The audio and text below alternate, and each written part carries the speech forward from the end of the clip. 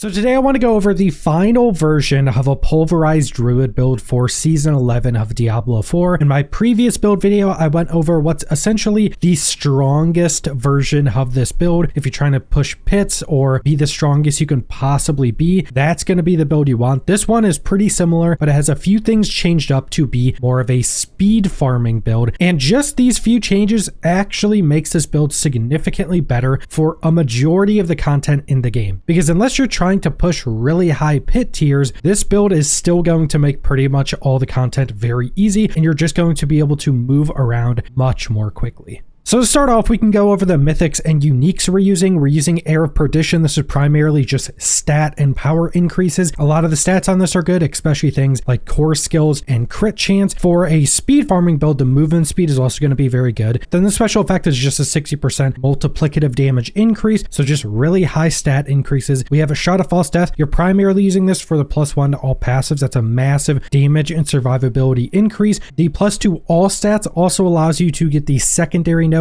for all of the rare nodes throughout your Paragon boards, so that's also very helpful. Don't really care about the special effect too much, because even though you would think the 40% move speed increase would be good, we're already going to have cap move speed and it doesn't proc a ton. Then we're using a Ring of Starless Skies, so spending your primary resource reduces the cost and increases the damage, and then the stats on this are also really good, just like Air of Perdition. And then for our legs, we're going to be using Tybalt Will. Now you can use Temerity if you're dying a lot, but usually when you're at this point and making a speed farming build, you're usually much stronger than the content you're doing. So Tybalt Will just allows you to do some more damage to make it a bit easier to make sure you're pretty much one-shotting everything at range. It also has some good stats, so attack speed and critical strike chance just allows you to get up to that max crit and allows you to get up to the max attack speed. So those are both just very good. So just allowing you to one-shot everything at range more easily, and the more attack speed is good for attack moving. And then finally, you have your main legendary Rotting Lightbringer. The special is when you pulverize, it spawns a puddle of poison below you that will poison enemies and deal damage, but if you pulverize close enough to it, it also splashes a bunch of the damage of your pulverize and does a bunch of guaranteed overpowers. So this is a lot of your main damage, the special of this, and then a lot of the stats on this weapon are also very good because it's obviously built around pulverize. But that brings us into our skill tree and our ability. Starting with Claw, you are actually going to use this to stack up one of your passives. That brings us down into pulverize, 5 points into this, our main damaging ability. Upgrade 1, you deal increased damage to CC'd enemies and bosses. Then a Raging Pulverize, every 10 seconds your pulverize will overpower and make enemies take more damage from you. Something like this also really helps with pulverize being a big damage dealer. When you're trying to speed farm, you're trying to rely less on your poison puddles from Rotting Lightbringer, so the more overpowers you can get, the better for the long range pulverizes. 1 point into Cyclone Armor for non-physical damage reduction. Just put this on your bar even when you're in Grisly Rage and can't use it. It gives you the damage reduction. 1 into Debilitating Roar, a damage reduction to enemies around you. Upgrade 1 fortifies you. Upgrade 2 gives you increased damage. Then we're going down 1 point into Trample. This is for movement, which is very helpful in a speed farming build. This will also synergize heavily with one of our big changes, which is one of our rune sets. This also makes you unstoppable, so when you don't have Grisly Rage up and you need to be unstoppable, you can just use Trample. Then 5 points into Grisly Rage, which is just a big buff. Obviously your ultimate, we have a bunch of other things built around this. Also 5 points into this just reduces its cooldown. You can't have this up 100% of the time anymore, but you can have it up quite a lot. Upgrade 1 makes you unstoppable. Upgrade 2, you fortify every second. Then that brings us into our passives. 1 into Heart of the Wild to get 3 into Wild Impulse, so your core skills cost more but deal more damage. 3 into Iron Fur for damage reduction while in Werebear. 3 into Intentional Fortitude for increased resistances. Then we have 3 into Nature's Reach, increased damage to distant enemies, even more damage when they're CC'd. This is again very good for speed farming because you're trying to kill more things with overpower. 3 into Feral Aptitude, deal increased damage while healthy, even more when above 100% move speed, which will be all the time. 3 into Mending, primarily for the increased max life. 3 into Crushing Earth, Earth skills do increased damage to CC'd enemies. 3 into Stone Guard, when you're fortified you deal increased damage. 1 into Safeguard, so your Earth skills also fortify you for some percent of your max life. Then we have 1 into Neurotoxin, poison enemies are slowed, will pretty much poison anything we hit, and then being slowed procs a bunch of other effects. 3 into Toxic Claws to deal increased poison damage. 3 into Envenom to deal increased crit to poison enemies. Then we have 3 into Defiance. Nature skills do increased damage to elites. 3 into Circle of Life. When you use or pulverize, it heals us. 3 into Natural Disaster. Your earth skills do increased damage to vulnerable enemies. Then 2 into Resonance, just for another small damage increase. Then we're going down 3 into Quick Shift. So shapeshifting into an animal form gives you increased damage, stacking up. Now what you're going to do to proc this is you just use your claw, use your pulverize, use your claw, use your pulverize, goes up to 6 stacks. When you're in any animal form, the duration won't go down. 3 into Heightened Senses. When you go in Werebear, gain damage reduction, and Werewolf gain increased movement speed. This will stay stacked anytime you're in an animal form. Then Urzine Strength, increased max life, increased damage, increased overpower damage, all while in Werebear, so just massive damage buffs.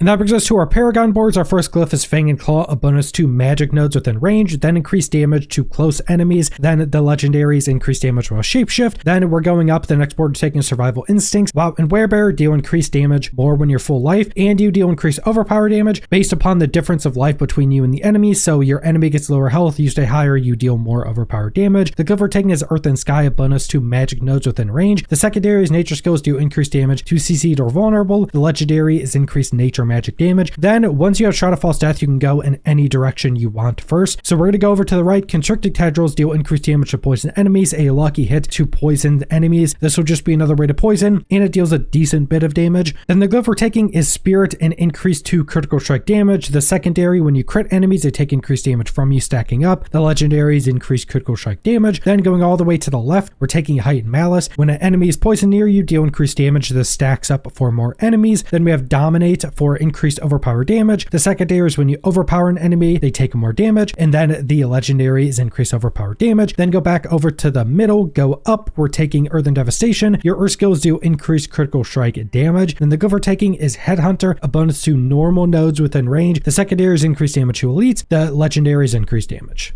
Then we have our Spirit Boons, Gift of the Stag for Spear Regen, Avian Wraith for increased critical strike damage. We have Iron Feather for increased max life. We have Energize with a lucky hit that has a chance to give you 100 spirit, which basically fully restores our spirit. Then we have Obsidian Slam. Every 6 attack will be an overpower. This is primarily for our long range pulverizes. Now you can use Combo for the Storm, which reduces the cooldown of your ultimate. I think Obsidian Slam for speed farming is much better because you want your long range pulverizes to do more of the killing. So just more overpowers than those will, I think, just allow you to be faster in general. Then we have our Mercenaries. Now I would recommend Subo, even if you like the defensives from someone like Rahir. Subo with his tracking is just so much better for speed farming. Let's say you're doing a pit run, knowing exactly where the next pact is just super strong. And then you can go pretty much whatever tree you want. I usually just try to go for Opening Fire. So you deal increased critical strike damage against enemies hit by Subo's Cover Fire. If he does that against a boss or a tankier enemy, that is a massive damage increase. Then for our reinforcement, we have Variana using Bloodthirst. When she uses this, we gain increased attack speed, so just put it on your Pulverize or any ability. And then finally, for our seasonal powers, there's not really many options for this. For the top section, you want Essence of Lies Purified for 4 to 5 per second. In the right section, you want Essence of Scream Purified for increased resistances. For the bottom section, you want Essence of Sin Purified for increased armor. For the left section, you want Essence of Pain Purified, so when you become injured, you gain a massive barrier that can happen every 20 seconds.